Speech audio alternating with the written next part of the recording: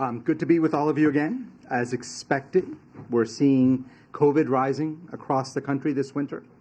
And while COVID isn't the disruptive force it once was, we are focused on ensuring that the U.S. is prepared for this winter, no matter what the virus throws at us.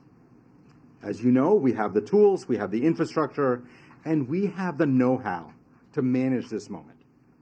And that means protecting people, preventing hospitalizations and deaths. And the key is this: we don't want this winter to look like last winter or the winter before.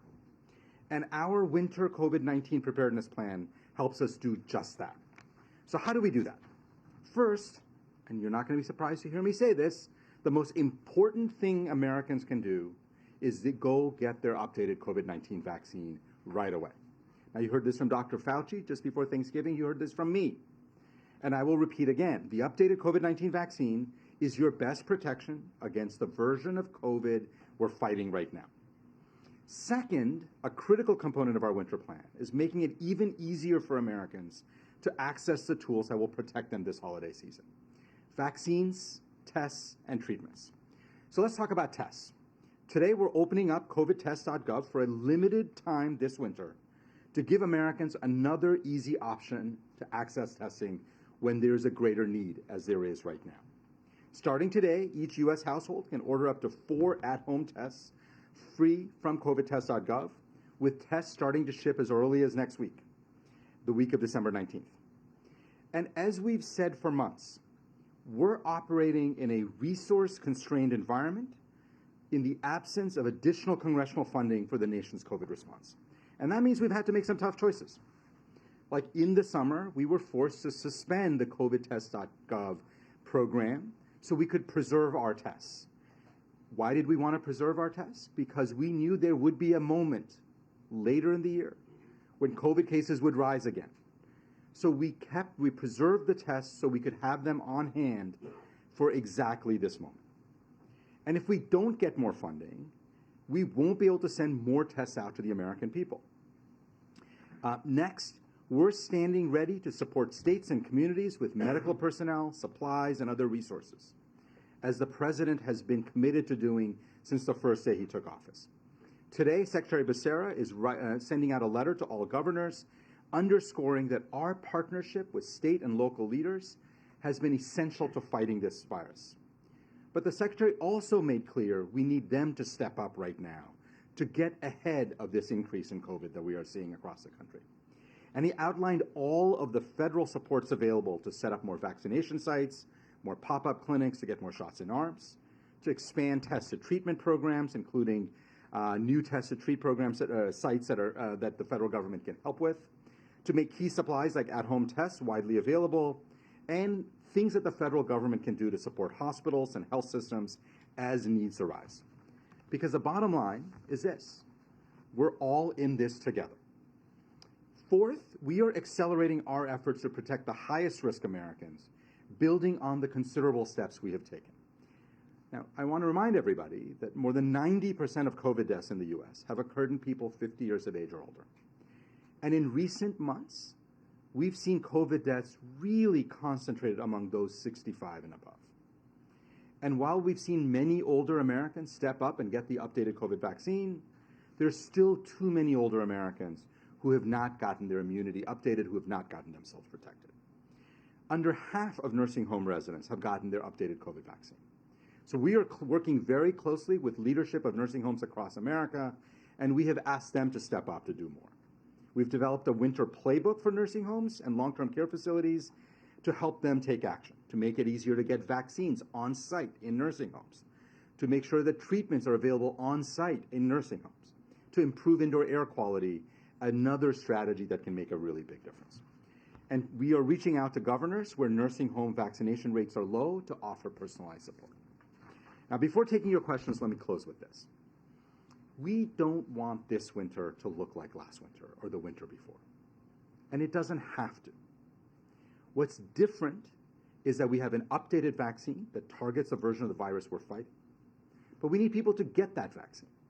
It's free and widely available. What's different this winter compared to last winter is we have highly effective treatments that are widely available if people get sick. But obviously, we need doctors to prescribe them. We need people to get them. This winter, we can keep people safe. We can prevent hospitalizations and deaths. We can minimize disruptions. The administration has been planning for this moment. We are doing our part. We're prepared. But the bottom line is we need other leaders to step up as well. Governors, mayors, people who have been terrific partners throughout this entire pandemic. But here's what I know.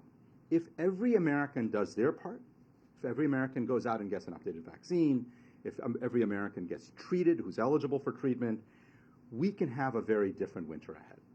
And that is the goal of this effort. So with that, let me stop, take questions, and KJP, I'll turn it back to you. Thank you. Dr. Jha, moving out from the U.S. borders for just a second, certainly one of the risks that faces this nation is additional spread from a big outbreak in China.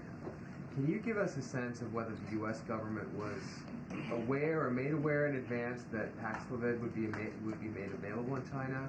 And can you give us any sense of what talks are happening behind the scenes, to help get Western vaccines and medicines to that country? Yeah. So on the specific question of Paxlovid, the U.S. government was not involved in any way, and it was so really refer you to Pfizer, but we were not involved in that in any way, shape, or form.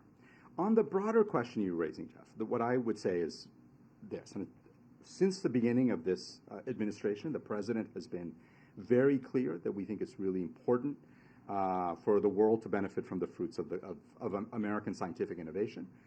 We have been the largest donor of vaccines in the world, almost 700 million doses, many bilateral, many through COVAX. And the president's been very clear. We stand ready to help any country that needs help in terms of vaccines, treatments, anything else. So that offer stands globally for any country that could benefit from it. Would it be fair to characterize this as the U.S. and other Western countries are encouraging China to import mRNA vaccines, but not necessarily with U.S. or strong U.S. involvement? Does that give them cover that they need? No, what I would say is we stand ready to help any country in the world with vaccines, treatments, anything else that we can be helpful with. We have been the biggest donor of vaccines, as I said, almost 700 million doses. And that stance of being helpful, being ready to help, continues and hasn't changed. Dr. Jha, looking at the most recent COVID numbers we have, it looks like COVID cases were up 45 or 50% week over week last week, but COVID deaths were up 60%. Why are COVID deaths spiking more dramatically than COVID cases are? Yeah, it's a good question. So some of that is, by the way, data irregularity. Just to be clear, data is we're in a different place with data. We get data less often. So in general, we have seen COVID cases go up. We've seen hospitalizations go up. Deaths are just starting to rise. I do think that standard link we've seen between cases and deaths are going to be different because there's less testing. So it's going to be later to see cases go up. But so far, nationally, in our analysis of the data, death numbers are just beginning to rise. We obviously want to make sure that does not go any further. We know we can prevent nearly every death from COVID if people get their updated vaccines and people get treated. So we continue to press that message. And are you considering a return to other restrictions, masking on planes, vaccine requirements? Yeah, so I think we're in a very different place with this virus and where we were 2 years ago, where we were last year. What I would say is we now have the tools that we can manage our lives much more safely than we could a couple of years ago. And the most important thing I think people need to be doing is, first of all, they've got to get their updated vaccines. And then there's a whole host of tools that people can use to keep themselves, their families safe, testing, masking, improving indoor air quality, being in better ventilated places, and treatments, of course. So we think that is the strategy of the administration, that we want to encourage people to use those tools. And given how widespread and how available those tools are, I think if people did that, we could get through this winter safely. Thank you, Karine. Dr. Jha, just to follow up on Jeff's question, with China relaxing its zero COVID policies, what specific contingency plans do the administration have to deal with a potential outbreak or new variants, particularly with the increase of travel between the U.S. and China during the holidays and in the Lunar New Year? And do those considerations at this point include any talks of a travel ban? Yeah, so we have a very robust surveillance program where we use for travelers as people come in terms of identifying people who are infected, tracking variants. That continues. And we generally are using wastewater, using other mechanisms, constantly monitoring for variants, both here as well as with our partners around the world, in Europe, in South Africa, in other places. I think all of that is a really important part of how we have become far more effective at being prepared for new variants. And if there are new variants that emerge, I'm confident that we will be able to identify them. Thank you. Dr. Jha, are we still facing a triple-demic where RSV, flu, and COVID are all surging at once over the holidays? Yeah, so we have seen, certainly in the last month, 3 highly contagious respiratory viruses. As you mentioned, RSV, flu, and COVID. Let me tell you what we know about them. RSV nationally looks like it has clearly peaked and is on its way down. There's still places that have very high levels of RSV. But nationally, there's no question in my mind RSV is heading down. You know, flu is rising in many parts of the country. We're probably the worst flu outbreak we've seen in a decade. And there are some places where flu may be peaking, but it's very early data. But a lot of flu out there, again, the worst in a decade. And then we talked about COVID, where clearly it's on an upswing with increasing number of cases. One other question. Back in September, the president publicly said that the pandemic is over. How has that complicated the messaging to keep Americans vigilant facing COVID? Yes, I think the president was also very clear that COVID is not over. COVID continues to pose a challenge for us. That is true. COVID is not over, and obviously we continue to see people getting infected, getting sick. Unfortunately, too many Americans needlessly dying of COVID. And so I think the president has been very clear on this, even since that day, about the importance of people getting vaccinated, people getting treated. And obviously, I've been out here making that same message. Dr. Jha, thank you. Two questions for you. One, are there particular hot spots right now you're concerned about when it comes to COVID rise? And then secondly, based on all 3 of the viruses you've been discussing, could you talk to us about the strain on the nation's hospitals? So particular hotspots, we're seeing cases increase in about 90% of the country. So it is really sort of rising in lots of places across the country.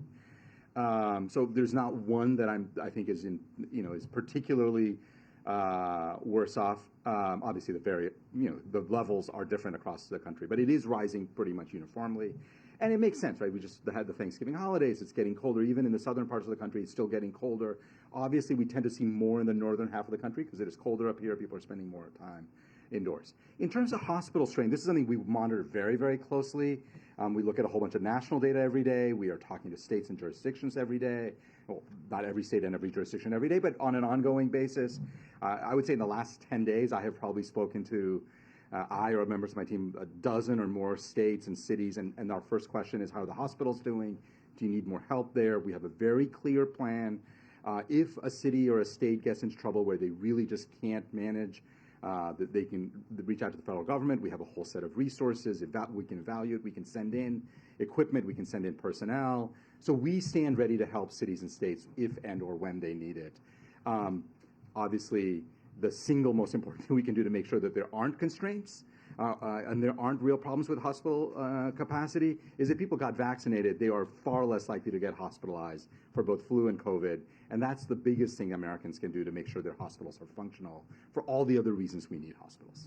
Karen, last question. Are you concerned that Americans who are testing positive but doing so on at-home rapid tests aren't reporting that to government agencies, so the case counts right now might be dramatically lower than what we're actually seeing for spread across the country? Yeah, it's a really good question. What I would say is, first of all, I'm a huge fan of home tests. I think they're convenient, they're cheap, it's great. One of the problems of home tests, really the major problem, is that they don't often get reported. So we do have, through this NIH effort called MakeMyTestCount.gov, I think, that people can report their tests. But we have other mechanisms we use to monitor infection levels. So, for instance, wastewater gives us very good insights into how much infection there is in a community. So we have seen case numbers often be lower than what you might expect if people were doing more PCR tests or more public health tests. but we're tracking infections through other mechanisms. And obviously, we're tracking infections and hospitalizations so that gives us a very good sense of the burden of disease as well. The last point I will make is when people test at home, if they test positive, the first thought every single American should have is, am I eligible for treatment? The truth is, we have fantastic treatments. Anybody over the age of 50, anybody with chronic disease should get evaluated. Personally, as a physician, I think it's very clear to me that anybody in their 60s or above should be treated. Like, there should be a good reason not to treat somebody. And there's rarely a good reason, meaning most people should be getting treated right now. That is a message we've been delivering to doctors and nurses. That's a message we've been delivering to the American people. If you get a positive test at home, stay away from others so you don't infect them, and get evaluated to get treated. Ken, on the funding that is being used to purchase the new tests for this new round for people to get them sent to their houses, were there cuts to other COVID programs in order to pay for those tests? Yeah, so let me talk about how we're able to do this. So we paused the program, at the end of the summer because we wanted to make sure that we still had supply for a winter potential increase of cases in the winter. Second is, while we, as I have mentioned from here before, while we took a lot of the resources we had for tests to purchase vaccines and treatments, we still had some resources left. We didn't deplete the whole supply, and so we had money in the American Rescue Plan to still be able to buy some more tests. That combination has allowed us to do this. It is on a limited basis. We're not going to be able to keep this open forever. Okay, thank you, Doc. AJP, thank you very much, and thanks, everybody. All right, happy holidays. Okay, just a couple of things at the top, and then we'll take some questions. So today is the final day of the U.S.-Africa Leaders Summit, a summit that has underscored the U.S. commitment to reinvigorating partnerships across the continent. President Biden, Vice President Harris, and other officials across the administration have had the opportunity to spend a lot of time with the leaders from across Africa over the last couple of days, including at last night's dinner here at the White House. Now, this afternoon, the president will address the summit one more time at this afternoon's discussion on food security and food system resilience. This week, President Biden and Vice President Harris have had the opportunity to announce new initiatives that will empower African institutions and citizens. The president reaffirmed our resolve to work collaboratively with African governments, businesses, and civil society to strengthen people-to-people ties, ensure more inclusive and responsive global institutions, build a strong and sustainable global economy, foster new technology and strengthen innovation, strengthen health systems, and prepare for the next pandemic, tackle the food security and climate crisis, support democracy and human rights, and advance peace and security. The Biden-Harris administration plans to commit at least $55 billion in Africa over the next 3 years, working closely with Congress, and more than $15 billion in private sector investment deals were announced at the U.S.-Africa Business Forum. And of course, you've heard the president announce this week to plan to travel to Africa and to continue the work over the course of this summit and to strengthen our partnership across the continent. I also want to talk about something that affects millions of people across the country every day. And with the holiday season upon us, and in the light of the tragic news about Twitch this week, we think it's important that we shed light on the resources available to any American dealing with mental health challenges or emotional distress. Tomorrow, the second gentleman Douglas Emhoff, and leaders from Department of Health and Human Services will visit a local 988 call center and meet with crisis counselors who are providing mental health and suicide prevention support to people from all backgrounds and walks of life. The 988 Suicide and Prevention Lifeline provides free, confidential, 24/7 support to Americans across the country experiencing suicidal crisis or severe emotional distress. Anyone, anywhere in the country can call or text 988 or chat 988lifeline.org to reach a live trained counselor. And thanks to the president, our administration has invested $432 million in getting the 988 suicide and crisis lifeline up and running in communities across the country, an 18-fold increase in investment from the previous administration. So before we go into questions, I'll repeat myself one last time here for all of you, all of those who are struggling. We stand with you, and our administration will keep fighting for you. One last thing before we really take questions is I want to give you guys a little bit of the week ahead. Just a quick look here. This evening, the president will travel to Wilmington, Delaware. Tomorrow, the president will visit and speak at a town hall at the Major Joseph R. Bo Biden III National Guard Reserve Center in Newcastle, Delaware.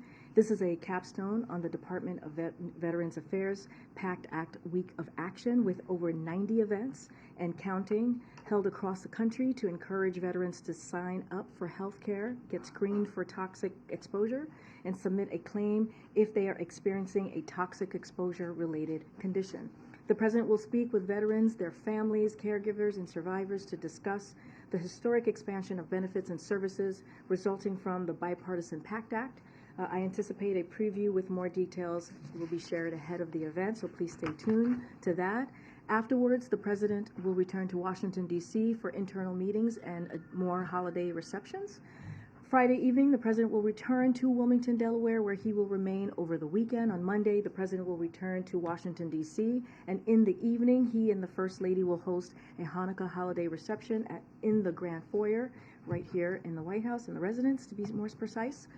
We'll have more to share on next week's guidance in the coming days, but we can also confirm today that next weekend, the president and First Lady will celebrate Christmas at the White House. And with that, Zeke, you want to kick us off? Thanks, Karine. Just a quick housekeeping to start off with. I was hoping you could shed some light on the apparent radio miscommunication that kept the White House press pool, separate press pools from the president's motorcade when he returned to the White House today.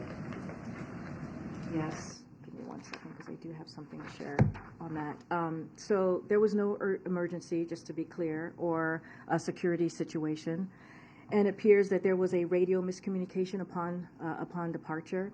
Vance picked up the White House staff and press that were left at the convention center, so also White House staff were also left as well. And we waited to start the press briefing until everyone returned to the White House. We share an appreciation for how important it is for the press pool to travel with the president, and this remains a priority for our entire team. We sincerely apologize for the confusion and inconvenience, and just to reiterate, we also sadly left White House staff as well at the convention center. So it was not just the press. So just wanted to make that clear again. But with all seriousness, we do apologize for that. The president, in his remarks earlier, alluded to a trip to Africa himself. Do you have details on when he might go and where he might go? And I know that Jake spoke to this when he was here on Monday as well. Look, I don't have anything to share at this time. What I can say is, and this is basically what Jake said on Monday, is that the vice president and a number of cabinet officials, they're all looking forward to visiting the African continent in 2023. Just don't have anything to preview at this time. And then, I'm sorry, I'm back on COVID. Something that Dr. Jha talked a lot about, the importance of Americans getting vaccinated. The latest CDC data shows that only about 14% of Americans have actually gotten the updated vaccines. Does the president believe that he or his administration bears some responsibility for not being able to convince the vast majority of Americans to get these updated shots that we heard from Dr. Jha are so important in this? Well, let's not forget, Zeke, when the president walked into the administration, he put forth a comprehensive COVID vaccination plan that did not exist before he stepped into the administration. That helped get more than 200 million Americans across the country fully vaccinated. And also made sure that there was equity at the center of his plan. Look, we're in a different phase, as you've heard us say, in this pandemic, and we are going to encourage people to get that new vaccine. We have the tools. We have the tools that we know work when it comes to COVID, when it comes to this pandemic, and we're going to continue to let folks know to utilize those tools. And so you've seen, as I started this briefing saying, we're seeing a familiar face in the press briefing room, and that's because we've been trying to be very consistent on pushing that message out and letting people know that they need to get the new vaccine. It is important. We know it works, especially as they're going to see their grandparents, as they're going to see families, how important it is to get that new vaccine for themselves, but also for their loved ones. Look, we believe we've had a comprehensive message, we've had a comprehensive plan, but again, we're in a new phase of this pandemic, and we just have to continue to beat the drum, and we'll continue to do that. Thanks, Karine. On immigration, we've talked to so many Border Patrol agents and leaders who are just really worried and anxious about the possibility of Title 42 ending next week. Big picture, what is the administration doing right now to get ready for that? So a couple of things that I want to lay out, and I kind of laid this out before, but I want to reiterate it here, is that we're doing the work. We're going to do this in a safe and humane way. And we will have more to share on the proposed preparedness next week before the December 21st date. But look, we also need Congress to act. It is important that they deliver the resources we requested for the border security and management.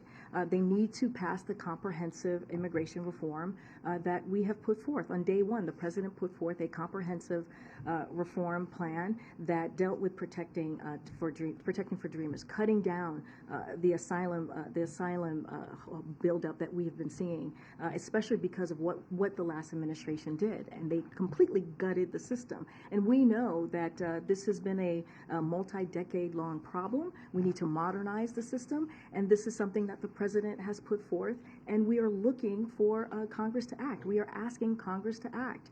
And so, but in the meantime, what we have been able to do is the president, as I've mentioned before, has secured historic funding. We have 23,000 border security agents at the border, and that is the most amount that we've ever had, and that's because of what the president has been able to do. And we have worked to launch a historic anti-smuggling operations that are taking thousands of smugglers off the streets. But look, the reality is we need Congress to take action. We need to do this in a bipartisan way, as we have done, as the president has been able to do more than 200 times during his administration. There's been some reporting out there that the administration is considering changes to the asylum policy, potentially making it so that only someone can only apply for asylum if they've already been denied for another country like Mexico. Is that true? Is the administration considering any changes to policy? So look, I know there's a lot of rumors out there about that, a lot of speculation. I don't have anything to announce at this time or from here at this time. What I would encourage people to do is to read the Department of Homeland Security. They put forth a 6-point plan on how they're going to move forward with dealing with the post December 21st deadline when Title 42 indeed lifts, but don't have anything more to announce about any new plans from here. Thanks, Karine. DHS warned in a memo obtained by CNN this week that the end of Title 42 will, quote, likely increase migration flows immediately into the U.S. So I'm wondering, how many migrants are you expecting to try and cross into the U.S. through the southern border next week?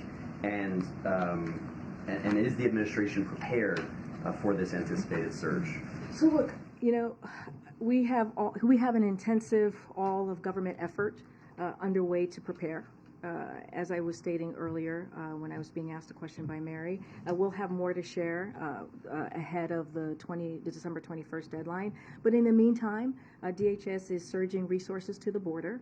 As you've seen, as you're probably seeing in El Paso, I talked a little bit about this on Monday, where over the last 72 hours, they've moved thousands of individuals out of the city. They're doubling down on the anti-smuggling operations that the president launched months ago. They're also working with our international partners to discourage disorderly mass movements across the border. Moving forward, expect us to continue leaning in on our successful strategies like these and like our parole program for Venezuela nationals, which has drastically reduced the number of Venezuelan Venezuelans attempting to enter unlawfully, and we'll continue to drive messaging in the region to counter disinformation from smugglers. So that's another thing that we have to keep an eye on, is how the misinformation that's going to be going out to smugglers in the next couple of days. And so we have to make sure we'll work together with all of you, our team will, to make sure that that doesn't happen, because that is one of the big issues that we're seeing when it comes to migrants trying to cross the border. Are you aware of this warning from DHS, and do you have an estimate of how many people you're expecting will try and cross the border when Title 42 Look, I goes away? don't have an estimate to share with you. What I can tell you is that the Department of Homeland Security has put out a 6-point plan. As you all know, my Secretary Mayorkas was at the border just recently to talk about this plan, put out a statement, and so we are focused. We are focused and we are prepared. We will have more to share in the next coming days on this piece. But again, we have done the work from this administration by securing record funding, and we are asking Congress to act. We are not asking for political stunts. We continue to see political stunts from many Republicans out there, and that's not how we're going to fix this issue. They want to secure the border. We've been doing that work on our own, and we're asking them to, hey, you know what? There's an immigration reform plan that the president put out on the first day. They should work with us and do this in a bipartisan way. And then in terms of the funding negotiations on Capitol Hill, we've seen this administration, this president at times play a more hands-on role, a more hands-off role in some negotiations, depending on the situation. What's the case with these negotiations? How involved has the president been? Which particular negotiations are you talking about? The spending bill. The omnibus bill, yes. More broadly. So look, we're encouraged by the bipartisanship that we're currently seeing, to the progress that we're seeing in Congress from leaders and the progress that they're making. So it's a key step on the path to a full-year government funding bill that delivers for the American people. We're optimistic that members of both parties can build on this progress and produce a funding bill that can pass the House and Senate signed into law by the president. But to your question, though, look, the president has been very engaged. He's been talking to congressional members. He had the Big Four here not too long ago, and this was in the readout. This was the government funding was the main priority that they discussed. And we have our team here. We have Shalonda Young from OMB. I've mentioned this before, who's the director, who has been playing point on this, who knows how to work across the aisle and do things in a bipartisan way. And she is leading that effort, along with our Office of Leg Affairs, who have had multiple calls, multiple meetings in getting this done. Look, this was done in a bipartisan way last year, and we believe it can be done in a bipartisan way this year as well. Are you confident this one-week stopgap will pass? We have said, I said this earlier, if Congress needs a little bit more time to get this done, they should take that time, but we believe there's enough time to get the omnibus done. And so we are encouraged by what we're seeing in that progress, and we believe that it can get done in time. Thanks, Karine. The president mentioned in his statement yesterday about the Sandy Hook killings, the anniversary, again, his push for an assault weapons ban, and also talked about moral guilt in not having done more over the last 10 years. There's only a couple weeks left in the lame duck. Can you give us an update on just what the next steps are that he sees for this White House, for this administration, in getting that assault weapons ban passed? So look, we have been in close touch with Senate leadership on this. As you've just mentioned, this is a priority for this president. It has been for some time. He was a leader on this during his Senate days and also as vice president, and so he's going to continue to push for this. Whether this happens in the next couple of weeks or it happens in the next several months, he is going to really work hard to get this done. And he's talked about it at almost every moment that he can, every time that he had an opportunity to talk about the shootings that we have seen, how it's destroyed our communities, how it's destroyed families. He's going to continue to lift that up to the American people. Again, we're going to have those conversations with Senate leadership. We have been the last couple of days.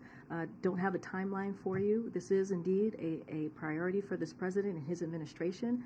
We have seen the work that he's done this first year and a half. He did the most executive actions on gun violence than any other president, and so clearly this is a priority for this president. Beyond him speaking about it, is it really that? Is the strategy basically to use the bully pulpit, or are there other steps? That's an important strategy. I mean, right? The president has one of the most powerful bully pulpits in the country, in the world, even, right? And so we have seen him use it in an effective way to get historic pieces of legislation done.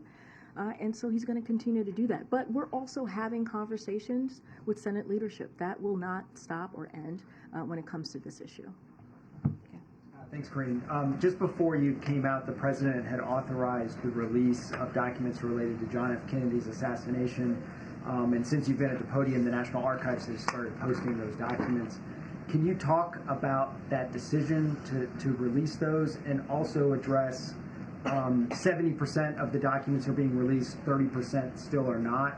What is taking so long in the other 30%, given it's been 50 years? So look, as you know, this has been a commitment of this president, right? The president's actions have led to public release of over 14,000 records, including approximately 12,000 today, just to give everyone specifics here. As a result, we're talking about 97% of the collection is now available to the public. This reflects, again, the president's commitment to making these records available to the public to the greatest extent possible, consistent with national security. So this is a commitment that the president has been making for some time, or made some time ago. President Biden believes all information related to President Kennedy's assassination should be released to the greatest extent possible, consistent with, again, national security. That's why he directed the acting archivist to conduct a supplementary 6-month review of a subset of the remaining redacted records to ensure they are disclosed to the greatest extent possible. He also directed all remaining redacted information to be disclosed to the public when the basis for the continued restriction of that information no longer outweighs the public interest. So obviously there's a national security component here, but he is committed to getting that information out, and right now we're seeing more than 97% of the collection that's out there for folks to review. Thank you, Karine. I have 2 questions for you. Congressman Cohen and Wilson from the Helsinki Commission introduced a resolution urging President Biden to take steps to suspend or terminate Russia's rights and privileges at the UN Security Council. Does the president support this effort? What steps he can take? Is this goal achievable? Yes, we do support. We do support that effort. Can you say the question one more time? I just want to make sure. The resolution says that right. the president urges the president to take steps to suspend or terminate Russia's rights in the UN Security Council. UN Security Council, got it. So, look, Russia's conduct in Ukraine is a violation of the UN charter and is an affront to the core mandate of the Security Council, and we see it as it is outrageous for a permanent member of the UN Security Council to be violating the charter and waging such a brutal war on Ukraine, including by trying to inflict such widespread human suffering and targeting critical infrastructure. So we successfully led a vote in the UN General Assembly to suspend Russia from the UN Human Rights Council, and we have worked to prevent Russia from taking leadership positions elsewhere in the UN system. So we've been very consistent on this. If there were a path to suspend Russia from the UN Security Council, we would pursue it immediately. Unfortunately, we don't see the UN rules changing, and so we are focused on continuing to take actions to isolate Russia, including in international organizations, and hold Russia accountable, including through sanctions and enforcement actions we announced today, as you saw. I have a follow-up on Patriots for Ukraine also. Since there was no announcement on this yet, I would like to ask if the president is even considering sending Patriots to Ukraine, and what's the White House's response to warnings coming from the Kremlin about possible consequences if the U.S. sends Patriots to Ukraine? So first, let me take your last question first. Look, the only provocative moves are being made by Russia, and Russia is the aggressor here, and we should never forget that. We should never forget who actually started this war, and it was Russia. So that's point one. Point two, the United States is not now, nor has it been at war with Russia. This is responding to what we've heard from Russia this past 24 hours. We've been doing exactly what President Biden told President Putin we would do 1 year ago if Russia attacked Ukraine, providing security assistance to help Ukraine defend itself. That's what you have been seeing from this administration, from this White House. Finally, while I don't have any new security assistance packages to speak of today, as you all know, President Biden has been clear about this. The United States will continue to support Ukraine for as long as it takes, alongside our allies and partners, as the people of Ukraine defend their country, as they defend their freedom, as they defend their sovereignty, and we will continue to do that. Expect any announcement this week, as it was reported by the U.S. media? I just don't have anything to share with you at this time. Go ahead, JJ. I'm wondering if the White House has any reaction on two bills that moved through the U.S. Senate. One is on TikTok. The Senate voted to ban TikTok from all government-issued phones. Let's start with that one. Does the White House have feelings on that bill? So, as I've said before, want to be very careful on commenting on any specific legislation at this time. So, we'd refer you to Congress on the next steps. We don't get involved in the process as we've done in the past. But look, just more broadly, there are a range of tech applications and products that are not allowed to be used on the White House and other federal government work equipment for security reasons, including TikTok. We will not go into any further details about security policies that we have here, but I'm not going to get into the process. I know that this just happened, so we're going to let Congress move forward with their process on Position on that one. What about the Senate bill that would essentially halt Huawei's access to U.S. banks? The Senate Majority Leader Chuck Schumer is one of the sponsors of that bill. Does the White House have a position on that one? No, don't have a position on that one at this time from here. Go ahead. Thanks. Americans clearly divided about immigration. From the White House perspective, though, should Americans be supportive or concerned with the end of Title 42, which obviously stops most migrants from being able to apply for asylum? What Americans should know is that the president has done the work to deal with what we're seeing at the border since day one. What Americans should know is that the president put forth an immigration reform policy to make sure that we're dealing with a broken system, to make sure that we're able to protect dreamers, to make sure that we deal with the backlog that we're seeing with asylum seekers, to fix the gutted system that has been around for some time, but certainly was gutted by the last administration.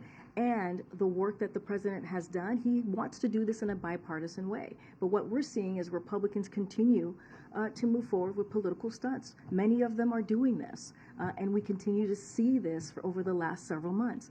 So the president has done the work. He secured record funding. Again, I mentioned 23,000 agents that are at the border who are working night and day to protect and secure the border. And that's because of the work that this president has done. And we're working on anti-smuggling efforts as well. And so, look, what the American people should know is that we have taken the steps. We're taking the step to prepare for what is for when Title 42 is lifted next week. And you saw that from the Department of Homeland Security. Secretary Mayorkas was very clear about that. He laid out their 6-point plan when he was at the border just a couple of days ago. And this is an administration that has taken this very, very seriously. But does the White House think that ending Title 42, a Trump-era policy, is a good thing? What I'm telling you is that it was a court order that we are following. And we're going to follow the law when it comes to from what the court has decided to do. What I can tell you is what the president has done over the last 2 years to make sure that we're dealing with border security. We hear it from many Republicans, right? You guys report on it. Many Republicans say over and over and over again that we need to do work at the border, that we need to secure the border. But yet they refuse to work with us on this piece of legislation. Instead, what they choose to do is do political stunts. That doesn't help. Can I ask one question about Afghanistan? There are negotiations about including the Afghan Adjustment Act in the spending bill. There's been a group of retired ambassadors who've been pushing for its inclusion. The Biden administration has tried to get this in the spending bill before, unsuccessfully. What is the administration doing differently this time to try to do that? As you know, by your statement, we strongly support the ongoing congressional efforts to pass the Afghan Adjustment Act, and we urge Congress, we're going to continue to do this, to send the legislation to the President to provide a path to permanent legal status for Afghans. And we have joined our communities and resettled across, resettled across our country through Operation Allies Welcome. So that is something that we're going to continue to ask for Congress to act. We first asked Congress to pass this legislation back in August of 2021 and have been working with members of Congress from both parties to try to pass it ever since. And we know that there is a bipartisan support for this bill and that negotiations in the Senate are ongoing. It's important to take care of our Afghan allies who took care of us during the 20 years of this of the years that U.S. was at war in Afghanistan. So we take this very seriously. We strongly support it. We're going to continue to have conversations with members of Congress and continue to urge them to get this done. We gather a few minutes for the President's clarifications. You take one or two more? I'll take one or two more. I'll take one from the back that I haven't taken one. Go ahead. Thanks, Karine. Jake Sullivan was in here on Monday and said an engagement with Russian counterparts was planned for this week on the Paul Whelan case. Do you have any updates on that, or can you say whether that happened? So, as you know, we want to be really mindful of any conversations that we have as we're talking about negotiations. So we're not going to, speak about that in public. I don't have anything to share. But so that you know, and we've said this before, and Jake has been very clear, the President has been very clear, we take this, when Americans are wrongfully detained or held hostage, we take that very seriously, and we are going to do everything that we can to bring Paul Whelan home. That is a priority, but certainly we're not going to talk about steps or any conversations in public because we want to make sure that we get this done. Just one other question. Can you give us an update on Mayor Garcetti's nomination as ambassador to India? Does the President need to resubmit his name to the new Congress? Where are you guys at with that? So look, as you know, this is a priority and continues to be a priority for us. Mayor Garcetti is well qualified to serve in this vital role. The Senate Foreign Relations Committee, as you know, voted Mayor Garcetti out of committee unanimously after reviewing this matter thoroughly, and we're hopeful that full Senate will confirm him promptly, and so we're going to continue to support him. Okay, go ahead, Emily. Thanks, Karine. I have some follow-ups on Title 42. I know you said you guys are hopeful that the omnibus gets passed, but what kind of preparations are being done in case it doesn't and communities do get overwhelmed and need some resources? And also, does the administration fear that the end of Title 42 will lead to a spike in COVID cases in the country? So let me just talk a little bit about there's $3 billion for border funding. So a couple of things. Again, if Republicans are serious about this, we put forth some $3 billion plan that we are asking for Congress to support. Here's what it would do. It would ensure that the men and women of the Department of Homeland Security have the resources they need to secure our border and build a safe, orderly, and humane immigration system. The funding will integrate surveillance towers, inspect technology, Border Patrol rotary wing aircraft and helicopter aircraft sensor upgrades, tactical maritime surveillance system, and also law enforcement radios, faster asylum claim processing, and so much more. So we believe it's incredibly important to get that done as well. But to your question about the winter surge, how Dr. Jha was talking about this from the podium, look, because of the president's work and what he's been able to do throughout his administration, the American people have tools. We know what works, and to protect themselves from COVID, and we continue to encourage them to use the tools as we always have. Now on Title 42, we are required by the court to lift Title 42, and we plan to comply with that order. And so, but Title 42 or not, every individual encountered at the border is screened and processed by Border Patrol agents before they are placed in removal proceedings. And like I've said a couple times already, Department of Homeland Security has been on top of this. We are prepared. We are ready to do this in a humane way and in a safe way. And so it is something that the president has been working on since day one of his administration. Thanks, Karine. All right. Thanks, everybody. Thanks, everybody. Do you guys have one more screen? Gotta go. Thanks, everybody.